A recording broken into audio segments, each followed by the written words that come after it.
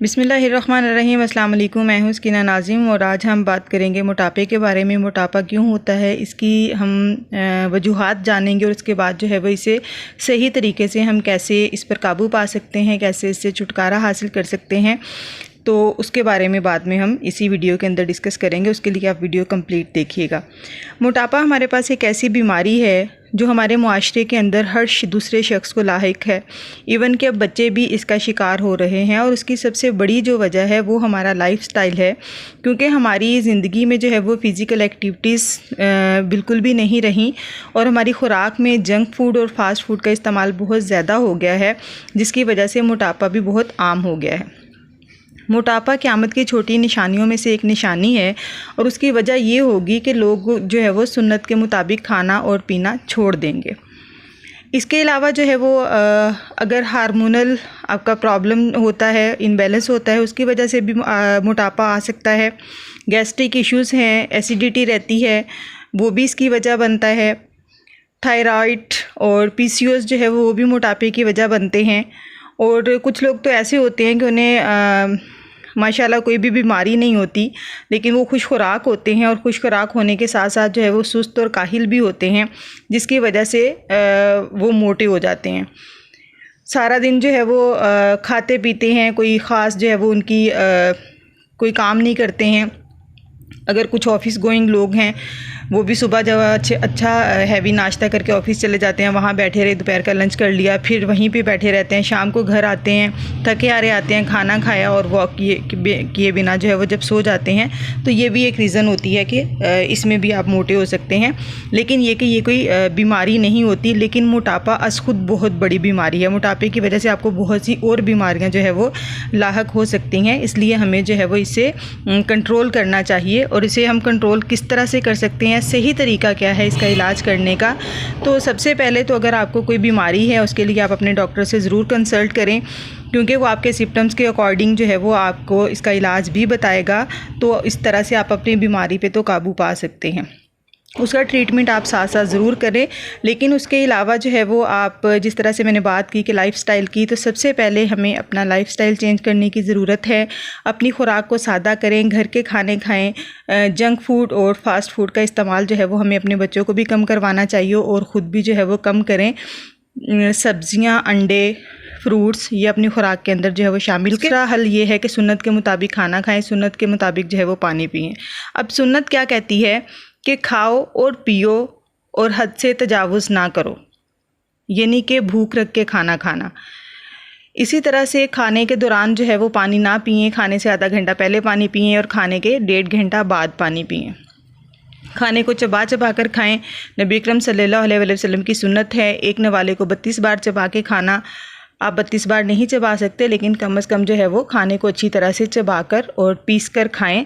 इससे जो है वो आपका वज़न भी कंट्रोल रहेगा और आपके मैदा भी ठीक रहेगा, क्योंकि जब आप खाना चबाकर नहीं खाते उसे डाइजेस्ट करने के लिए हमारे मैदे को भी एक्स्ट्रा वर्किंग करनी पड़ती है, जिसकी वजह से हमारा मैदा भी ख़राब रहता है। अब मैंने बात की थी कि हम ये बात करेंगे कि हम वज़न को सही तरीके से कैसे कम कर सकते हैं। उसमें से 2 तरीके मैंने आपको बता दिए हैं, अपना लाइफस्टाइल चेंज करना और खाना खाने का तरीका जो है वो सुन्नत के मुताबिक जो है वो जब हम कर लेते हैं तो ये हमें जो है वो बहुत हेल्प करता है। तीसरी चीज़ ये कि आजकल जो है वो हर बंदा चाहता है कि वो स्मार्ट जो है वो नज़र भी आए, लेकिन उसे मेहनत भी ना करनी पड़े। तो वज़न कम करने के लिए सबसे पहले आपको ख़ुद को ज़हनी तौर पर आमादा करने की ज़रूरत है कि आपने ज़हनी तौर पर तैयार हों, इस चैलेंज को कबूल करें कि आपने मोटापे को कम करना है, क्योंकि ये दिनों में नहीं होता। अगर आप इसे सही तरीके से करेंगे तो आपको 6 महीने साल लगेंगे इसको कम करने में, लेकिन वो जो कम होगा वो फिर हमेशा जो है वो आपका लॉन्ग टाइम के लिए होगा, वो दोबारा नहीं बढ़ेगा। और इस तरह से आपकी रूटीन, आपका लाइफस्टाइल जो है वो ऐसा हो जाएगा कि दोबारा आप मोटापे का शिकार नहीं होंगे। बहुत सारी डाइट्स जो है वो इंटरनेट पे हैं, डॉक्टर्स बताते हैं, डाइटिशियंस बताते हैं, और जितनी भी ये डाइट्स हैं, कीटो डाइट है, एग डाइट है, बनाना डाइट है, मतलब मुख्तलिफ किस्म की जो है वो हर डाइटिशियन जो है वो मुख्तलिफ डाइट दे रहा होता है। और ज़्यादातर लोग जो है वो डाइटिशियन को भी फॉलो नहीं करते, वो इंटरनेट पे जाते हैं, वहाँ से डाइट सर्च करते हैं और उसको फॉलो करते हैं बिना ये जाने कि उनके मोटापे की वजह क्या है।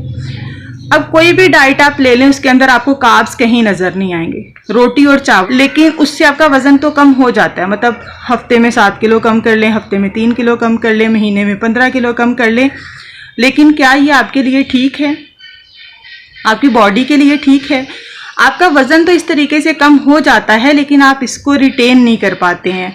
क्यों नहीं रिटेन कर पाते? क्योंकि हमारा लाइफस्टाइल ऐसा नहीं है। हम बचपन से जो है वो गंदम और चावल खाते आ रहे हैं, और जब हमने उसे छोड़ दिया और हम एकदम से जो है वो अपनी डाइट चेंज कर ली, उस डाइट से डेफिनेटली हमारी बॉडी के अंदर चेंज आएगा, लेकिन वो परमानेंट चेंज नहीं होगा। जैसे ही आप वो डाइट छोड़ेंगे और दोबारा अपनी नॉर्मल डाइट पे आएंगे तो आपका वजन पहले से 2 गुना बढ़ जाएगा।